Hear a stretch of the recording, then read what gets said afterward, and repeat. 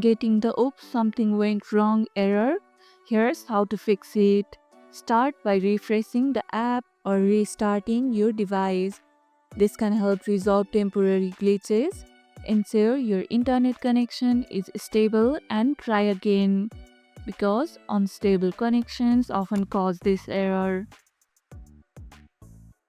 If the issue persists, check if Temu is experiencing server downtime. You can check Temu's social media pages for updates. Try logging out of your account and logging back in to reset any internal errors. And that's it. The error should be resolved. If this video helped, hit the like button, share it, subscribe, and leave a comment. Thanks for watching, and I'll see you in the next one.